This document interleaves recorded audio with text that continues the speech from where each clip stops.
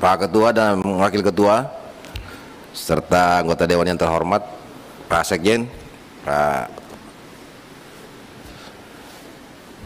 Ya, memang saat ini kita harus bangun kesadaran bersama. Karena memang nyata di depan kita suatu bentuk ketidakadilan, utamanya dalam penguasaan sumber daya alam kita. Kalau ini terus dirasakan oleh masyarakat, saya kira akan mengganggu stabilitas. Bayangkan ada satu orang yang menguasai 5 juta hektar tanah. Saya kira ini kan tidak logis dan tidak ada di dalam negara manapun, seliberal apapun negara itu, masa satu orang, satu korporasi menguasai 5 juta hektar. Saya kira ini yang harus dibangunlah kebersamaan kita. Jangan oligarki terus mengkooptasi birokrasi. Semakin lemah birokrasi kita karena kekuatan oligarki yang ya ini juga tentu akibat bangun politik yang selama ini kita bangun di era reformasi ini terlalu berkolaborasi dengan kepentingan keuangan. Jadi saya kira ini yang saya sebut pertama. Yang kedua juga perjalanan dinas 1,2 triliun, saya kira juga ini tidak wajar juga. Tolonglah. Yang kedua, saya ingin menajamkan tindak lanjut SK Menhut LHK, ya, SK Menteri KLHK tentang pencabutan beberapa izin HPH dan HGU.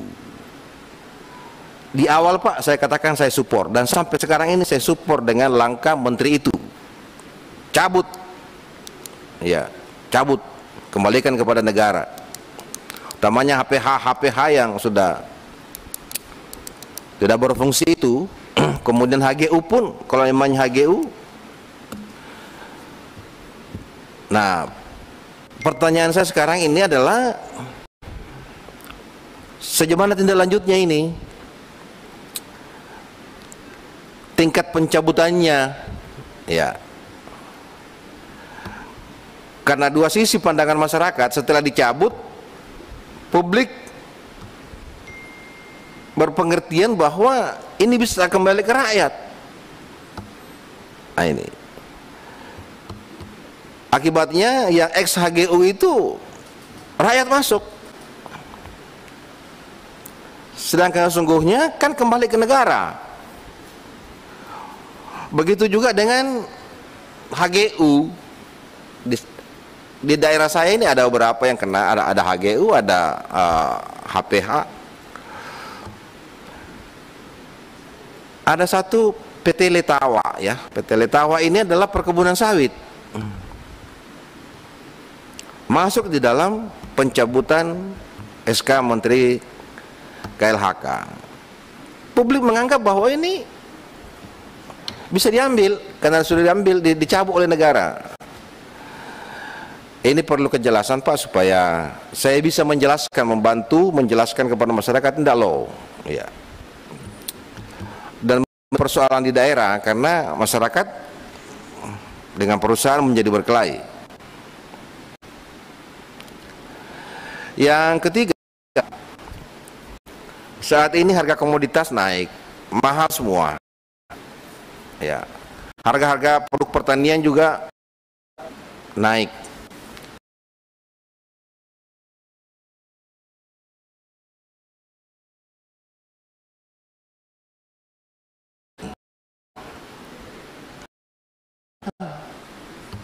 Dia mau bertanya di mana? Nah, ini.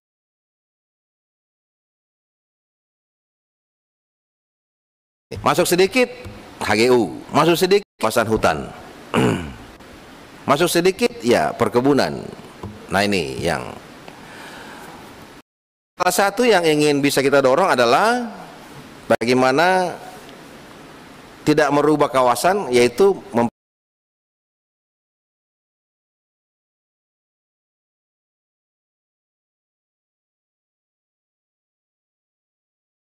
sangat simpel sekali. Ini yang kita dorong, Pak. Ya. Supaya anak muda kita ini ada kepastian untuk bisa membuka lapangan kerja. Tapi saya minta supaya lama pinjaman ini jangan kasih jangka panjang lah. Ya. Kalau HGU itu bisa sampai berapa puluh tahun, tobatnya perhutanan sosial bisa sampai 50 tahun.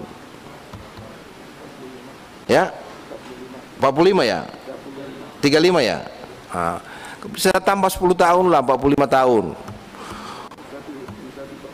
Bisa perpanjang ya?